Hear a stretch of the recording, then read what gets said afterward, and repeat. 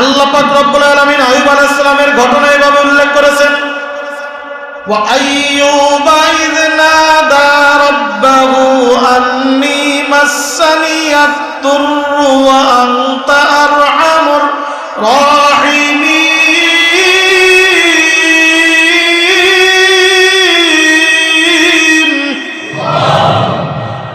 এবং শুরুতে আল্লাহ পাক রব্বুল আলামিন এই আইয়ুব আলাইহিস সালামের যে কথাগুলি আল্লাহ তাআলা উল্লেখ করেছেন, আল্লাহ পাক রব্বুল আলামিন বলেন, আমি আইয়ুবকে এমন পরীক্ষা নিয়েছি যেরকম পরীক্ষা দুনিয়ার মধ্যে আর কাউকে আমি নেই নাই। আল্লাহ তাআলা কুরআনুল কারীমের আরেকটি সূরার মধ্যে শুরুর ইতিহাস উল্লেখ করেছেন, সূরাতুস সাদ 23 নম্বর পারার 38 নম্বর সূরা। আল্লাহ পাক রব্বুল আলামিন হযরত আইয়ুব আলাইহিস সালামের ঘটনা এর মধ্যে উল্লেখ করে দিয়েছেন। সূরাতুস সাদের মধ্যে আল্লাহ পাক রব্বুল আলামিন হযরত আইয়ুব আলাইহিস সালামের ঘটনা বর্ণনা করতেছেন এভাবে। কুরআনুল কারীমের 23 নম্বর পারা 14 নম্বর পৃষ্ঠা, মূল কোরআনের 456 নম্বর পৃষ্ঠা 23 নম্বর পারার মধ্যে আল্লাহ তাআলা বলেন, ওয়াজকুর আবদানা আইয়ুব ইয নাদা রাব্বাহু আন্নী মাসসানিয়াশ শাইতানু বিনুসবিন ওয়া আযাব।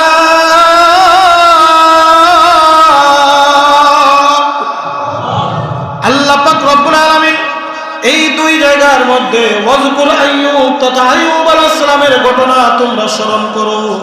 আজকে একটু মুসিবত আসলে আমরা হাউতাশ করতে থাকি, কথা বলেন ঠিক কিনা?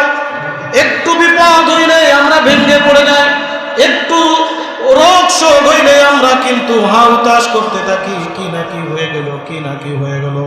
মনে রাখবেন, আল্লাহ তাআলা রোগ বালা মুসিবত তাদেরকেই দান করেন। ওই যে আমি হাদিস আপনাদের সামনে পাঠ করেছি, ইযা আহাব্বাল্লাহু আবদাহু আসাব্বা আলাইহিল বালা সাব্বা। আল্লাহ তাআলা যখন কাউকে অতি বড় ভালোবাসেন, পছন্দ করে, আল্লাহ তাআলা তাদেরকে পরীক্ষা করেন বালা মুসিবতের মাধ্যমে। বালা মুসিবত ছাড়া কোনো মানুষ আল্লাহর প্রিয় ভজন বান্দা হইতে পারে না। বালা মুসিবতের মাধ্যমে, রোগশোকের মাধ্যমে কিভাবে আল্লাহর প্রিয় হওয়া যায়?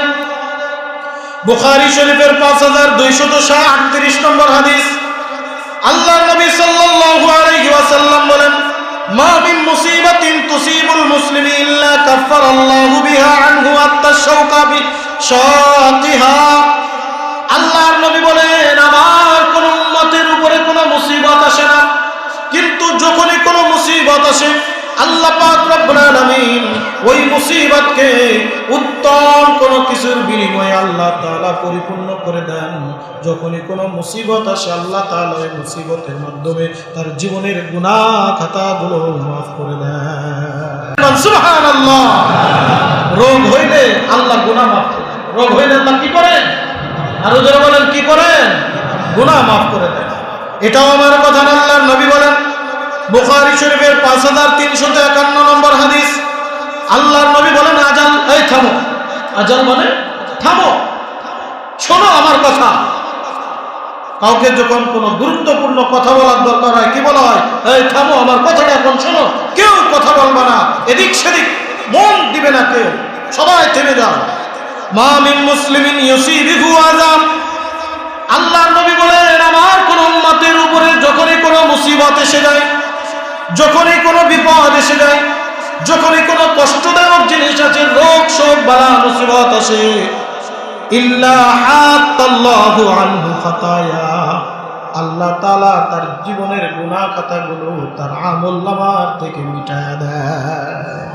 হাত মানে মিটায়া দাও। হাত মানে কি? মিটায়া দাও, অর্থাৎ মুছে ফেলা, মুছে ফেলে দাও। আমার আমলনামার ভিতরে গুনাহ ছিল, এই গুনাহটা আর থাকবে না, আমলনামা সাদা হয়ে যাবে। যেখানে গুনাহ ছিল এই গুনাহটা সাদা হয়ে যাবে। এখন প্রশ্ন আসতে পারে, যেটা লেখা হয়ে গেছে ওটা সাদা হয় কেমনে? বর্তমান সময়ে উদাহরণ দেওয়া বর্তমান বড় সহজ। বর্তমান দেখবেন অনলাইনে বা অফলাইনে বিভিন্ন জায়গায় এক প্রকার খাতা পাওয়া যায়, যে খাতাটার নাম হলো ম্যাজিক খাতা। কি আছে না নাই? ম্যাজিক খাতা পাওয়া যায়। কলম দিয়ে লেখার 10 সেকেন্ডের ভিতরে আবার ওই জায়গায় উধাও। দেখছেন না আপনারা?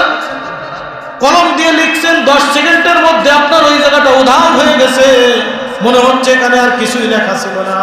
ম্যাজিক খাতায় বর্তমান সব থেকে বড় উদাহরণ।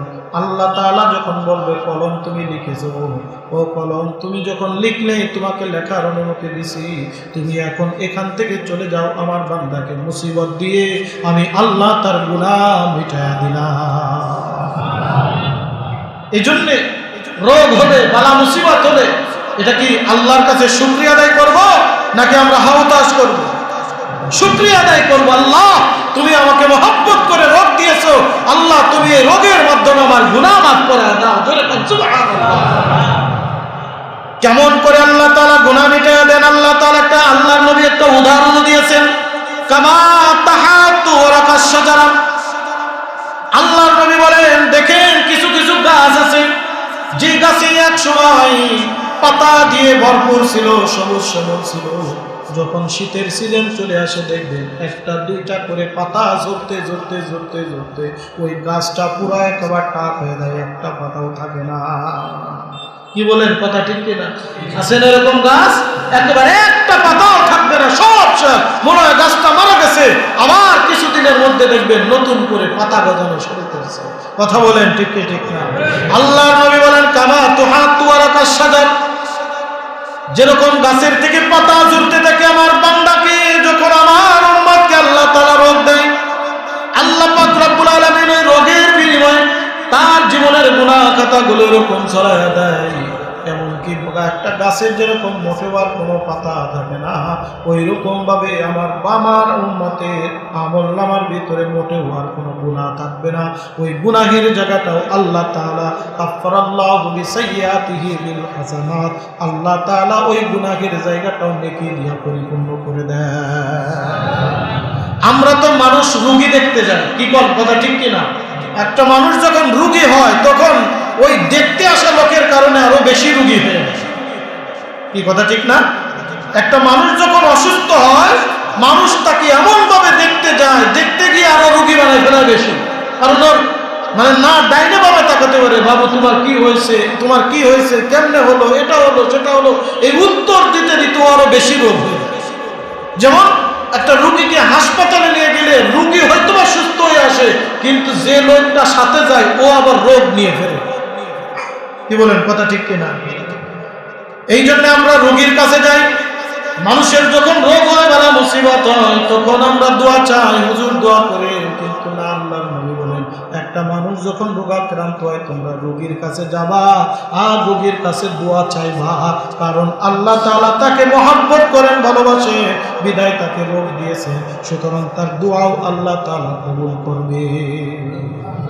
রোগীর কাছে দোয়া চাবেন, আপনি আমার জন্য দোয়া করেন, আল্লাহ আমারে রোগ দিচ্ছে না, আপনারা দিচ্ছে, তার মানে আল্লাহ আপনাকে ভালোবাসে, আমার জন্য দোয়া করেন। এরকম যদি আমাদের সমাজে চাই, তুমি যদি ইয়ার কি মারাজ জায়গা পাও না, এমনি রোগে মরতেছি, আবার কও আল্লাহ তোমারে দেশে আমারে দিল না। কিন্তু না,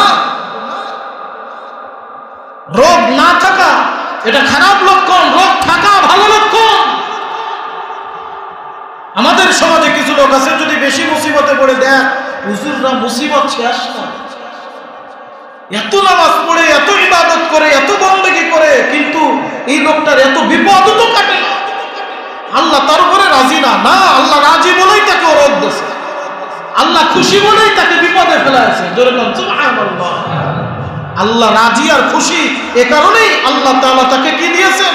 রোগ বালা মুসিবত দিয়েছেন। এই জন্য রোগীর কাছে গিয়ে দোয়া চাইবেন। ও ভাই, রোগীর সেবা করা সুন্নাতের অন্তর্ভুক্ত, এই কারণে আমি আপনার কাছে আসলাম। কিন্তু মনে রাখবেন, আপনি আমার জন্য একটু দোয়া করেন, কারণ এই মুহূর্তে আপনি যে দোয়া করবেন আল্লাহ তাআলা ওই দোয়াই কবুল করে নেবে। এই জন্য রোগীর কাছ থেকে দোয়া চাবেন, বেশি বেশি দোয়া চাবেন তার কাছে, ভাই আমার জন্য দোয়া করেন। রোগ না হওয়াটা কেমন? কিতাবের ভিতরে আসছে, ফিরাউনের জীবনে কোনোদিন রোগ হয় নাই। ফিরাউনের জীবনে কোনোদিন রোগ হয় নাই, কোনো জ্বর ঠান্ডা কাশিও পর্যন্ত, কোনোদিন হাসিও পর্যন্ত ফিরাউনের আছে নাই। তবে জীবনে একবার 41 বার পাতলা পায়খানা হয়েছে। কিতাবের মধ্যে পাওয়া যায় জীবনে একবার 41 বার একাধারে পাতলা পায়খানা হয়েছিল, যখন হযরত মূসা আলাইহিস সালাম তার মুজিজা দেখাতে গিয়ে হাতের লাঠি সিংহাসনের সামনে ছেড়ে দিয়েছিলেন। ফিরাউনের সিংহাসন ছিল 70 ফুট উঁচু, 70 ফুট সিংহাসন। এই হযরত মূসা আলাইহিস সালাম যখন হাতের লাঠি ছেড়েছিলেন, সাপ যখন ফনা ধরেছিল, সাপের নিচের অর্থাৎ মুখের নিচের ঠোঁট ছিল জমিনে, আর উপরের ঠোঁট ছিল আপনার সিংহাসনের উপরে। উপরের ঠোঁট সিংহাসনের উপরে আর নিচের ঠোঁট ছিল জমিনের ভিতরে। এত বড় সাপ, এত কঠিনতম কঠিন সাপ ফিরাউন দেখে জীবনে কোনোদিন এত বড় সাপ দেখে না। এখন সাপের লম্বা কত একটু হিসাব করে দেখেন তো। যে সাপের মুখের ফনা 70 ফুট উঁচু পর্যন্ত যায়, অর্থাৎ ঠোঁটের এক পাট নিচে আর এক পাট উপরে, জিহ্বা বাহির করে ফসফস করতেছে। এত আজদাহা সাপ ফিরাউন দেখে এক লাফ দিয়ে সিংহাসন থেকে নেমে পিছনে যে পড়াইছে। হামান ডাক দিয়ে কয়, বস করেন কি? এত বড় সাপ যদি এক সবলে কিনে খেয়ে বেলা দেয়, আমি তো শেষ। বলে চিন্তা নাই, ওর জাদু, কিছুই করতে পারবে না। জোরে কোন নাউজুবিল্লাহ। মুজিজা দেখে হতবাক চিনতে পারে না, বলে জাদু। ওই যে ভয় পেয়ে সাপ দেখে ভয় পেয়ে কিতাবের ভিতরে আসছে, ও জায়গায় পিছনে যে দেখে কাপড় চুপড় সব শেষ। কি গন্ধ করে গেছা? গন্ধ কি আর সাদে বাইরে? মানুষ যখন বেশি ভয় পায় দেখবেন বমি করে দেয়, ভয় পাইলে মানুষ পেশাব করে দেয়, ভয় পাইলে মানুষ পায়খানাও পর্যন্ত করে দেয়। কথা বলেন ঠিক কি ঠিক না? ভয়ে পায়খানা করে দিয়েছে। ওই পায়খানা 41 বার জীবনে তার একটা রোগ হয়েছে, আর কোন রোগ জীবনে কোনোদিন আসে না। এই কারণেই আল্লাহ পাক রব্বুল আলামিন এই ফিরাউনকে যে ওই যে রোগের কারণে ওই সময় ফিরাউন আল্লাহর কাছে দোয়া করেছে, আল্লাহ জানি রোগ দেছো, তুমি আমার মহব্বত করে ফেলাইছো, আমার দ্বারা এই কাজ করাও। 4টা কাজ পাশ করে এনেছিলেন। এটা অন্য দিকের আলোচনা, ওদিকে আমি যাব না। এই জন্য রোগ বালা মুসিবত এটা নেয়ামত না গজব? আরো জোরে বলেন, নেয়ামত না গজব? নেয়ামত।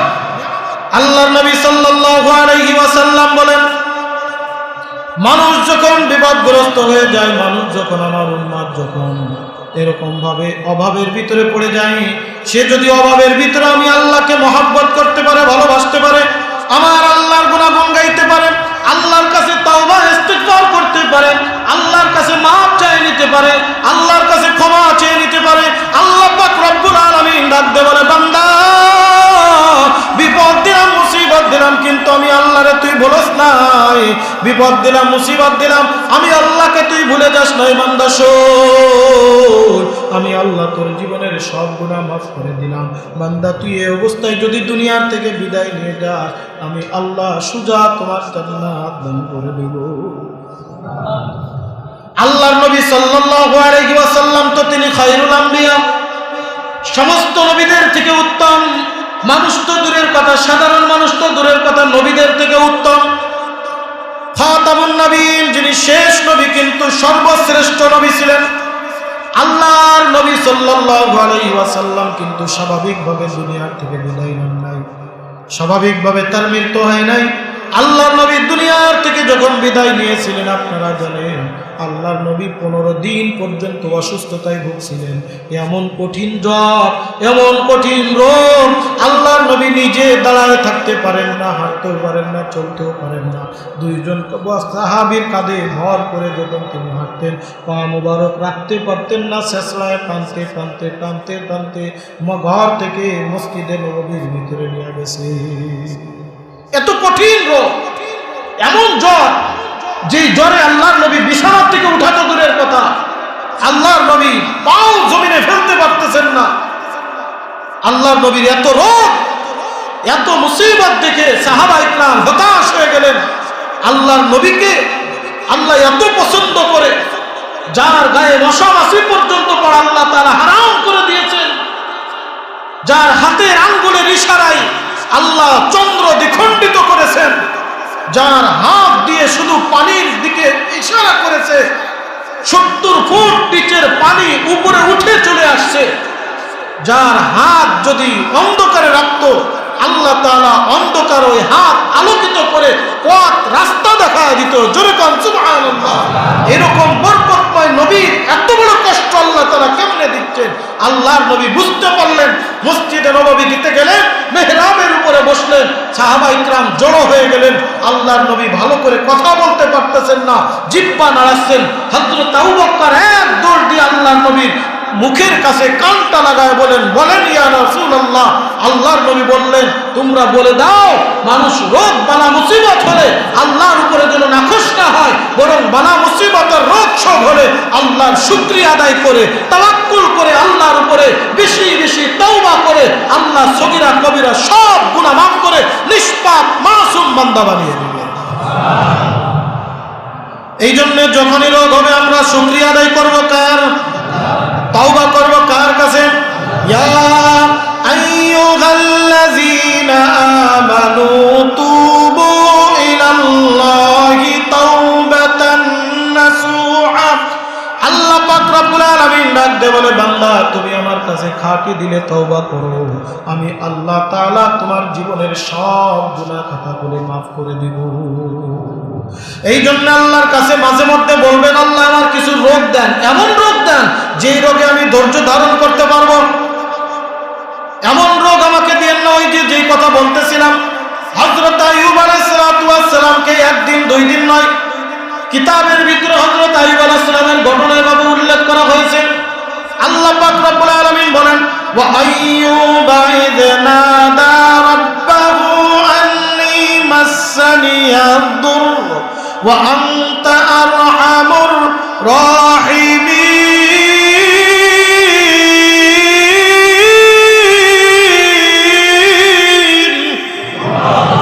আল্লাহ তাআলা বলেন, তোমরা স্মরণ করো আইয়ুব আলাইহিস সালামের কথা, যখন আমি তাকে রোগাক্রান্ত করে দিলাম। কতদিন পর্যন্ত রোগ ছিল, কেমন রোগ ছিল? আপনারা ইতিহাস ঘটনা কম বেশি জানেন। সমস্ত শরীরের ভিতরে পোকা ধরে গিয়েছিল, সমস্ত শরীরের ভিতরে ঘা থরথর করতেছিল, মাথার চান্দু থেকে শুরু করে পায়ের তলা পর্যন্ত এমন কোন স্থান, জাল্লা পরিমাণ স্থান বাকি ছিল না যেই জায়গাটায় পোকা মাকড়ে ভরপুর ছিল না। এরপরে আইয়ুব আলাইহিস সালাম আমার আল্লাহকে ভুলে নাই। কিতাবের ভিতরে আসছে হযরত আইয়ুব আলাইহিস সালামের 11টা সন্তান ছিল, কোন কোন কিতাবের ভিতরে আসছে 21টা সন্তান ছিল। পৃথিবীর মধ্যে ওই সময়কার সব থেকে ধনী ছিল, টাকা সব ফুরায় গেল, অর্থ ফুরায় গেল, সন্তানাদি সব দূরে সরে গেল, পরিবারের লোকজন কেউ আর তার কাছে নাই। একটা মাত্র বিবি হযরত রহিমা আলাইহিস সালাম শুধুমাত্র তার কাছে, সমস্ত বিবিরাও পর্যন্ত তার থেকে দূরে সরে গেল। পরিবারের লোক আর এলাকার ভিতরেও রাখলো না, জঙ্গলের ভিতরে ফালায় দিয়ে রেখে আসা হলো। আইয়ুব আলাইহিস সালামের পরে আমার আল্লাহর চোখের পানি ফেলায় ডাকে, ওগো আমাকে আপনি পরীক্ষা নিচ্ছেন, পরীক্ষা নেন, কিন্তু আমি যেন সবর করতে পারি, ধৈর্য ধারণ করতে পারি। কিতাবের ভিতরে রেখে হযরত আইয়ুব আলাইহিস সালাম প্রতিদিন 1000 বার আল্লাহ আল্লাহ বলে জিকির করতে। সুবহানাল্লাহ। হযরত আইয়ুব যখন একদিন আল্লাহ বলতে গিয়ে জিহ্বাটা যখন উপরে তারার সাথে রাখছে, হঠাৎ করে একটা পোকা ওই জিহ্বার আগার উপরে লেগে টাস করে ফেটে গেছে। ওই পোকাটা যখন মারা গেছে, হযরত আইয়ুব আলাইহিস সালাম চোখের পানি ফেলে আল্লাহর দরবারে ডাকতেছে, আল্লাহ কিয়ামতের ময়দানে আমাকে খুনি হিসেবে আপনার দরবারে উঠাবেন না। আপনি যে পোকাকে আমার গায়ের খাদ্য বানিয়েছিলেন, আমার শরীরের মাংস খাদ্য হিসেবে বানিয়েছিলেন, আমার কারণে আল্লাহ তোমার নাম স্মরণ করতে গিয়ে আমার জিহ্বার আগার সাথে লেগে একটা পোকা মারা গেছে। আল্লাহ তার জন্য আমি আপনার কাছে ইস্তেগফার পাঠ করছি। একদিন কিতাবের ভিতরে লেখে এইরকম পোকাগুলো, কিছু কিছু পোকা গায়ের থেকে পড়ে নিচেই পড়ে যাচ্ছে। হযরত আইয়ুব আলাইহিস সালাম চোখের পানি ফেলে ওই পোকা ধরে ধরে নিজের গায়ের ভিতরে দিচ্ছে আর ডাক দিয়ে বলতেছে, পোকারে চলে যাস কে? তোর খাবার তো আল্লাহ তাআলা আমার ভাইয়ের মাংসের ভিতরে, গোশতের ভিতরে রেখে দিয়েছে। এত আমার আল্লাহকে ডাকে, আল্লাহ তাআলা ডাক দিয়ে বলেন, ও আইয়ুব তুমি যখন আমাকে এত সুন্দর করে ডাকলাম, আমি আল্লাহকে ভুলে দাও নাই। দুনিয়ার অর্থ ছিল, অর্থ নিয়ে নিলাম, দুনিয়ার ক্ষমতা ছিল, ক্ষমতা নিয়ে নিলাম, সন্তানাদিও নিয়ে নিলাম, বিবিদেরকেও নিয়ে নিলাম। আল্লাহর কাছে ডাক দিয়ে বলে, আনতা আরহামুর রাহিমিন, ওগো আল্লাহ তুমি দয়ালু, তুমি যা ইচ্ছা তাই করতে পারো। আমার এখনো জান আছে, হায়াত আছে। আল্লাহ আমার জিহ্বা দিয়ে আমি যে তোমারে ডাকতে পারতেছি, এই নিয়ামতের শুকরিয়া যদি কেউ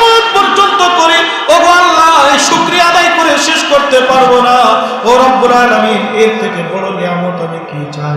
আমার বয়স প্রায় 70 থেকে 80, এতকাল পর্যন্ত আমি ভালো ছিলাম, আর মাত্র 2-4-5 বছর পর্যন্ত আপনি আমাকে এরকম ভাবে অসুস্থ রেখেছেন, তার জন্য আমি না শুকরিয়া আদায় করতে পারি না।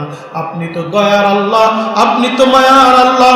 আল্লাহ তাআলা রাখতে বলেন ফাস্তাজাবনা লাহু ফাকাশাফনা মা বিহি মিন যুররিন ওয়া আতাইনাহু আহলাহু ওয়া মিসলাহুম মা'হুম রাহমাতাম মিন ইনদিনা ওয়া যিকরা লিল আবিদিন। আল্লাহ তাআলা বলেন আমি তাকে এমন দান করা করলাম, ডাক দেব না আয়ুব, পা দিয়া জমিনের ভিতরে একটা আঘাত করো, আঘাত করার সাথে সাথে পায়ের নিচ থেকে পানির ফোয়ারা উঠে গেল। হযরত আইয়ুব আলাইহিস সালাম গায়ে পানি মাখলেন, সমস্ত শরীরের ঘাম দেখতে দেখতে ফিনিশ হয়ে গেল। নওজোয়ান যুবক, 33 বছরের নওজোয়ান যুবক হয়ে গেল। হযরত রহিম আলাইহিস সালাম বাইরে ছিলেন, এই ঘটনা দেখেন নাই। আয়েশা দেখে আমার বৃদ্ধ স্বামীকে রেখে গিয়েছিলাম, রোগাক্রান্ত স্বামীকে রেখে গিয়েছিলাম, ওয়াচিনে একটা যুবক বসা, সমস্ত শরীরের ভিতর থেকে, চেহারার ভিতর থেকে নূর চমকাচ্ছে। হযরত রহিম আলাইহিস সালাম মাথার উপরে ঘুমটা দিয়ে রাখতে বলেন আস্তাগফিরুল্লাহ, আপনি কি আমার স্বামীকে দেখেছেন? বৃদ্ধ অসুস্থ একজন রোগী, হাঁটতেও পারে না, চলতেও পারে না। হযরত আইয়ুব আলাইহিস সালাম মুস্কি মুস্কি এসে ডাকতে বলে রহিমা, চিন্তার কোনো কারণ নাই, ভয় পেও না, আমি তোমার স্বামী আইয়ুব। আল্লাহু আকবার, আমি তোমার স্বামী আইয়ুব।